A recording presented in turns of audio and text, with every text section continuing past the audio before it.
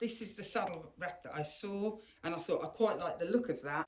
Therefore, this is what we're going to try and replicate. It won't be exactly the same. This will be our slam. Here we have a sample of the tools that we're going to need. So we've got the drill to make our pilot holes, so that we can just put a little hole in, and then we can screw the brackets to the wall, and also to what I'm going to show you in a moment.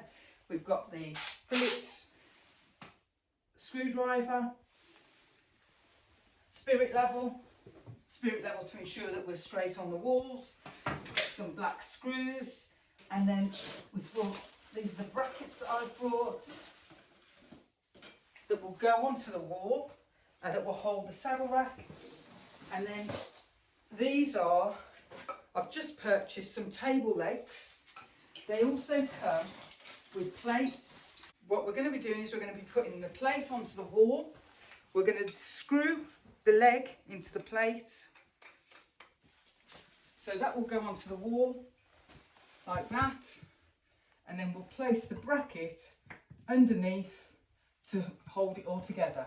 And that's how the saddle racks should look.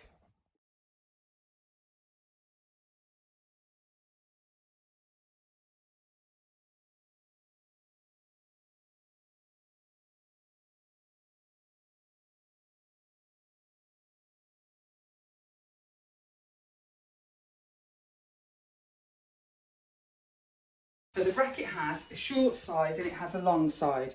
And what I'm thinking is I'm going to use the short side on the wall, and then I'm going to use that longer part to hold the leg up to give it that little bit of strength when the saddle's on.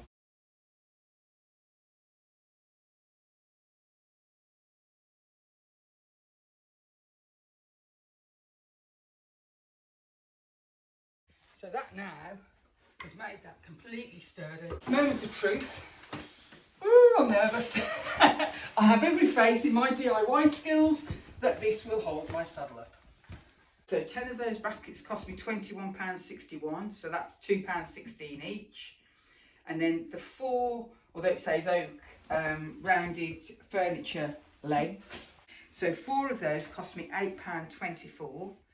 So in total, it cost me £4.20.